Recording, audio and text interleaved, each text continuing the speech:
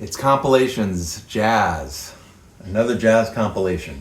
Ooh. So, hey, get a little closer in the camera. You're just barely. yeah, okay. You want to start again? Look, I don't smell bad. I bathed today. I don't want to find out. And I wear deodorant. That's good. That's good. And I didn't have garlic for lunch for once. Okay, well, so jazz compilations. Let's start out with the Metronome All-Stars 1956. April in Paris, every day I have the blues, party blues, Basie's back in town, and Lady Fair. Now that's a MG. number verb, yeah. So that's a verb number, and so we have Ella, and the pianist doesn't. It looks like Count Basie to me. I think you're right. I think I'm going to go with that. Okay. Yes, sir. Good going. Right, Basie's back in town. Yeah. And it's All Stars. Really, this is sounds like a really great band here and backing for Ella. Do you have this one? No. Oh wow. I haven't seen it. And it's on mono, which is preferred. You know, I noticed you paid $8 for it. I'm going to guess this record is probably worth a lot more than $8. I would. It's, you know, it seems they're good. And let me take a look at the record. What do you think? I don't see any obvious flaws in that record. I don't either. Have a good, yeah. I would say it's at least very good, very good plus. This is gets lost. He thinks that we're trying to sell the record. I'm not. No. But you know what a buy that you got this for $8. This is about a $40, $50 record to me. 1956, right there in the sweet spot. I love it. Yeah, no, once in a while we got lucky. I remember we'd go down to Portland and hit the Django's and Django's was a fabulous record store in Portland. It had a lot going for it. It had a display case. It was up on Burnside. Oh, it was off Burnside. Yeah, but anyway, it had a locked glass case of collector records in it. And I used to go and look at that and go, oh, they're still cleaning up the drool. It's really something else. I try not to use that word. Because I do that usually just for food. Well, that was one. I love that album. I gotta say, I would look over at those things too, at the showcase and go, those look good. But they had good stuff in their regular jazz collection. There as well, and there was no tax at the time, so it was still no tax in Portland. But, this is Harmony, which is a budget label of Columbia, and he's dissing it. And you look at that. This is all 50s top jazz poll winners. Yeah. Now there's some interesting selections here. We got Lenny Tristano, which is avant-garde. He's the original avant-garde piano player, and I see Charlie Christian there, the greatest jazz guitarist ever. Gene Krupa, many would say the finest jazz drummer ever, with Buddy Rich and Max Roach. So this is a pretty. When they say it's the All Stars. Yeah. I'm kind of on board. Yeah, and the vocals, Frank Sinatra, Nat Cole, and Jim Christie. All pretty solid. And when you go on trumpet, they just happen to have Roy Eldridge, Cootie Williams, and Dizzy Gillespie. I'll take that to the bank any day of the week. I'll just take Harry James. Yeah. That's and then it's referring you to all these Columbia records to hear more of it. Yeah. They're just taking one selection off each of these records. Yeah. Oh. Are you in favor of that? I like taking different selections. Yeah. Well, not only that, this was a budget label, so it was giving you, they're publicizing all these different albums on one record, and they're trying to entice you with a good price on it to. Well, and it's stuff they have probably sitting in their vaults that's doing nothing anyway, and it's been recorded. Why not? Yeah. 1940, couple of the songs, 41, 46, and a 1950 No Figs double date. Well, these are prior. All those dates are prior to the LP. Right. So this was getting stuff that was previously only available on 78s out on 33 and a third. Right. Which what's going to be the only way they're ever going to be heard again. Yeah, those 78s are hard to hold on to and keep in good shape. And well, it didn't help that they took the 78 speed off the record player, so a lot of them, yes, you know, yeah. so. Okay, here's one of my favorite. We're getting to my favorite group, which is Jazz at the Philharmonic series, JATP. So this is the JATP All Stars, and it's got Perdido on side 1 and Moridido on side 2. And this is from a 1947 concert at Carnegie Hall. And they show a lot of the other VSOPs on the back. But I just love all the VSOPs, VSPO, or and the JATP, Jazz at the Philharmonic stuff. I have a lot of the series of both kinds, VSPs and the Jazz at the Philharmonic series, and love them all. You got any thoughts on this one? Well, you're absolutely true that you can't go wrong with the Jazz at the Philharmonic series, which were all that I knew were on a Bourbon, which this is, and they were all sponsored by Norman Granz. He signed them to his label, and he fostered their careers like a father to his child, and he put out an awful lot of money in promoting, because he sponsored not only their albums, but he sponsored their tours and their shows. He booked them, he paid their expenses. He really gave first-class treatment, which literally nobody else would do. If it hadn't been for him, he on his shoulders, he did a lot for jazz, and he deserves a lot of credit. I would love to see a book on him, and I like to know about his childhood and where he got all this fabulous amount of money to do all the what I would call unheard of and unseen behind the scenes stuff to promote it. And if he was married, this is another Norman Granz. Yeah, we've got a whole series here that we're looking at. We have to remember that we're talking about he fostered Charlie Parker. He did Louis Armstrong. He did Ella Fitzgerald. He did Johnny Hodges. Count Basie. I mean, he went on, and Oscar Peterson, and Joe Pass, and. Well, I'm sure whenever any one of them worked with him and saw how he took care of them, they were like, "Yeah, let's do something more with Norm." Yeah. And he, you know, you said he did the only verb, but actually, this series started out with Metro something and Norgran. Well, that was a subdivision. Norgranz was a division of a Verb. Oh, okay. All right. Well, using his name, he did a lot of early Norman Granz. Stuff too. Norman Granz. And we might come across one of those as well. I don't know. Here I have Art of the Ballad 2, and I liked it so much I said, let's get it again. So I haven't seen these two albums, but they look great. These are great. It's the same record, Art of the Ballad 2. My only comment would be that it's too bad that so many people that are jazz collectors do not appreciate these jazz collections, that they steer away from them. I think that's a mistake. I believe, like Mazzy says so many times, it's the music stupid. And if you really want to hear great music, it's right here in these groups of these records. And when I play them, I just sit back and relax and enjoy. Yeah, this one's got some beautiful ones. Charlie Parker, Stan Getz, Jerry Mulligan, Art Pepper, Johnny Hodges, Benny Carter, Ben Webster, Buddy DeFranco, Sonny Stitt. Just a who's who of the jazz. I was watching an old movie, and they had jazz tracks in a cocktail bar, you know. A lot of cigarette smoke and all that. And I said, this stuff is made for that. Well, it's made for it.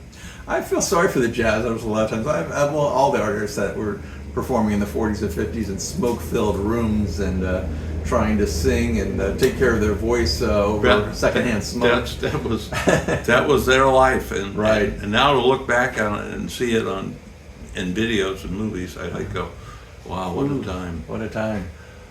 Blues for Bird, this is piano modern, John Lewis Art Tatum, another VSP, So as soon as I see that VSP, I pretty much pick the record up, you know. And you can see I've picked them up sometimes twice, and it's like, well, okay, well, I made the mistake of getting it twice, but you know, I don't want to pass on one and find out I didn't have it. And it's great. I like all these artists. John Lewis is, because he was in Modern Jazz Quartet. Yeah. And John Lewis records get, I'm going to say that people avoid him. They shouldn't. He was a master pianist. Art Tatum, same thing. Yeah. Oscar Peterson, Bud Powell, Cecil Taylor. Cecil Taylor is the only one that's really different in here in that he's avant-garde. Yeah, I'm looking at his sidemen. Same thing. I'm not as familiar with them, but that's because I'm not so much into avant-garde. Yeah. But yeah, the sidemen on some of the other ones with Bud Powell, you got Ray Brown, Max Roach.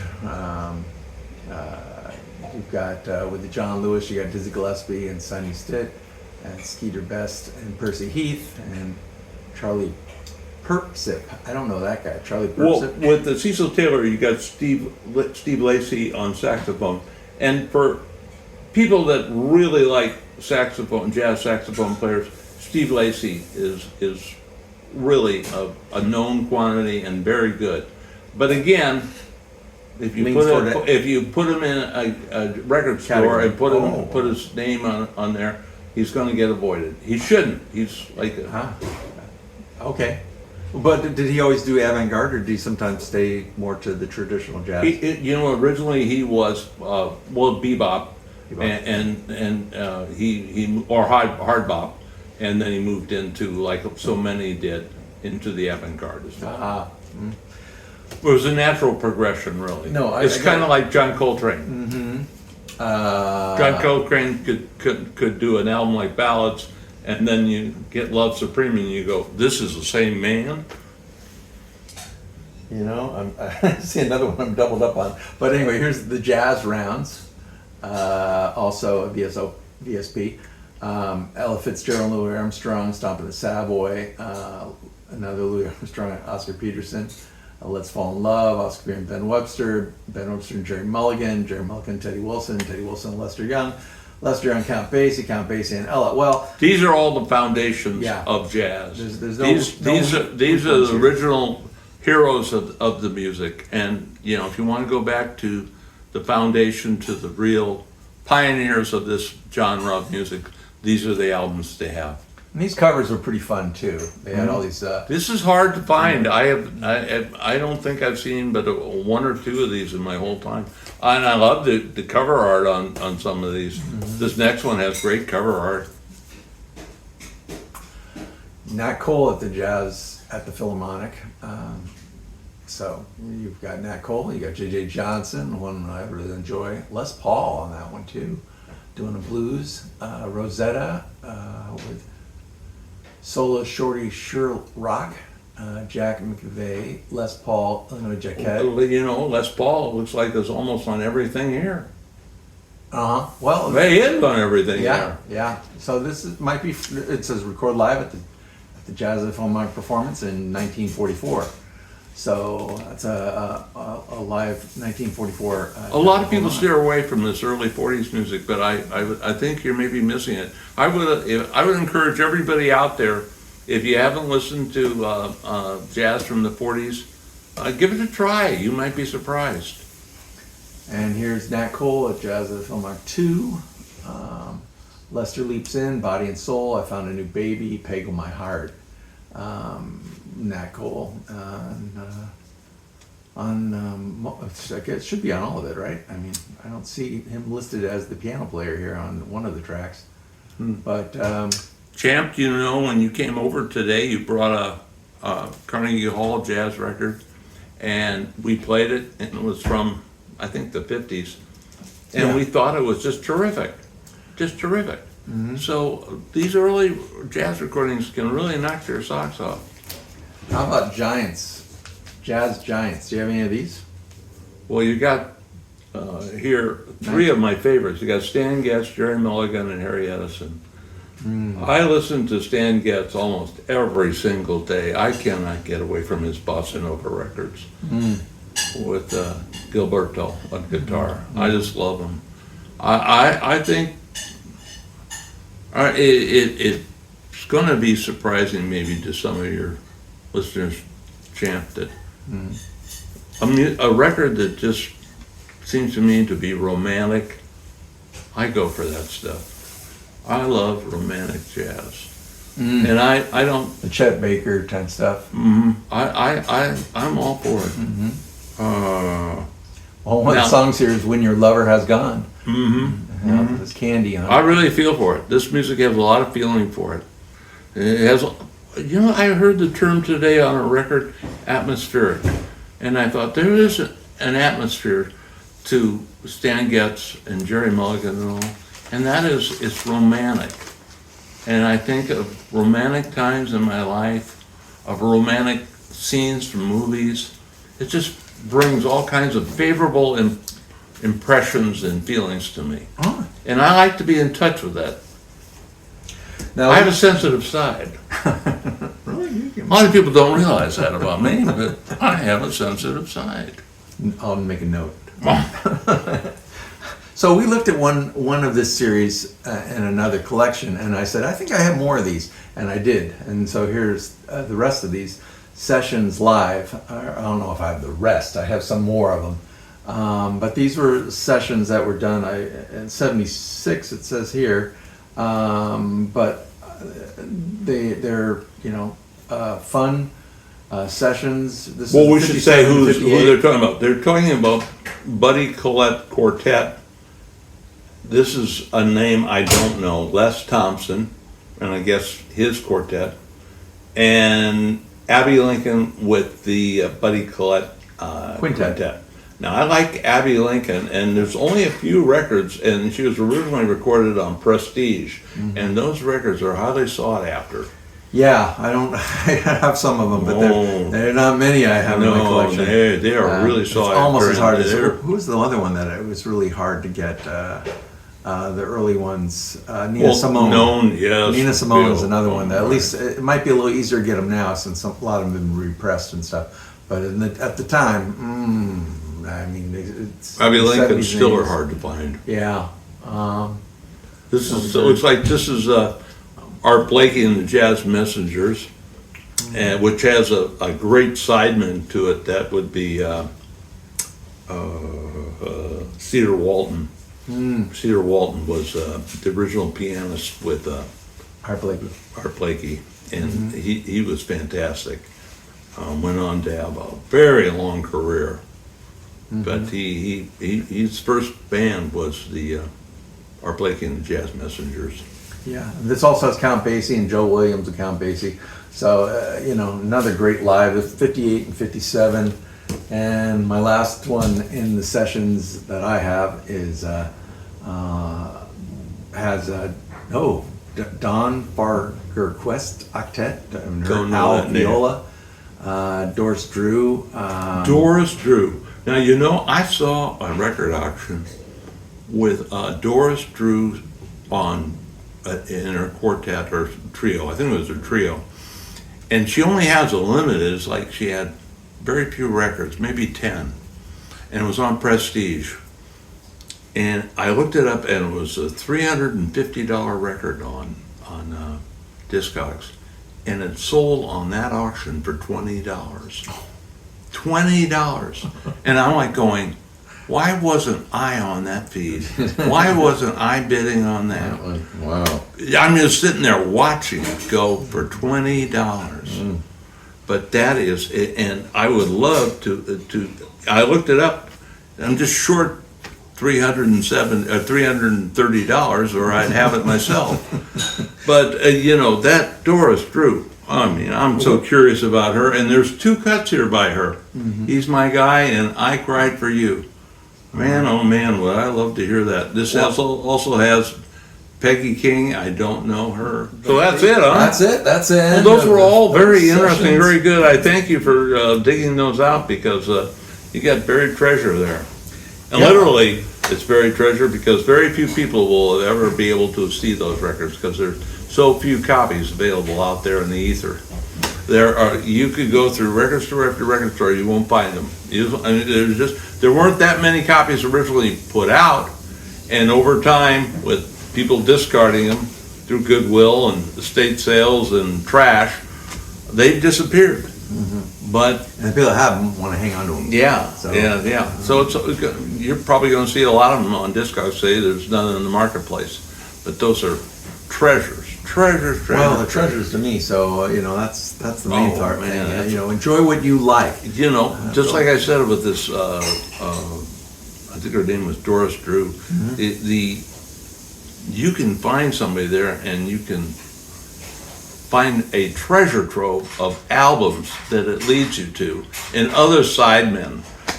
I found from listening to, say, John Coltrane, that his pianist player for a lot of those records, and the person who wrote a lot of that material was Cedar Walton.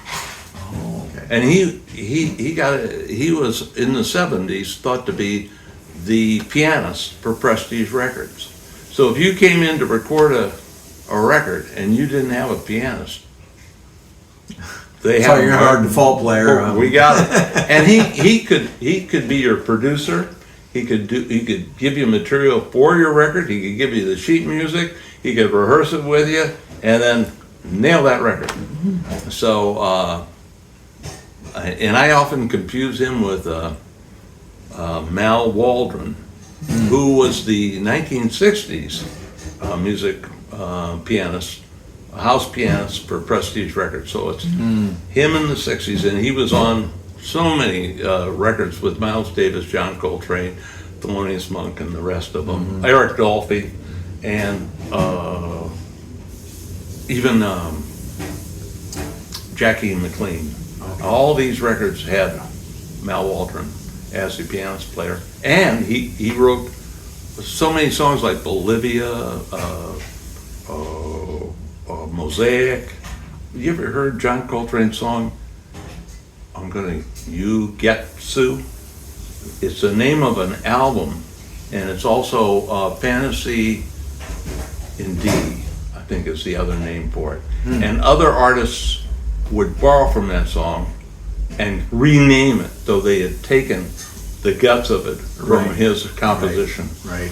And I'm telling you, those bands, and a lot of times, if you follow the sidemen, you can discover so many great albums. Right. So many Right. great albums. Right. Yeah. One guy I like is Bill Watrous.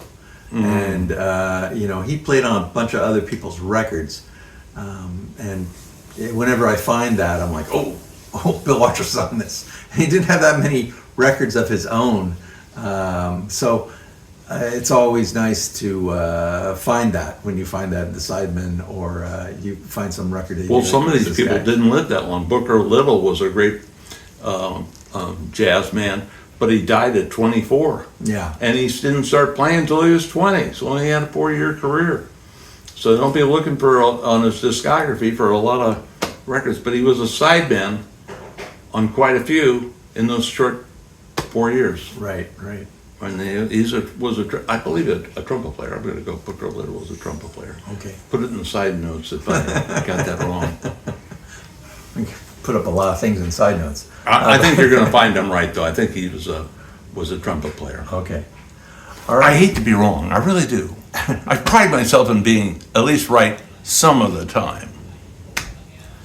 Hey, thanks for watching. You got to go now? Yeah, I got things to do. I got places to go. You got places to go?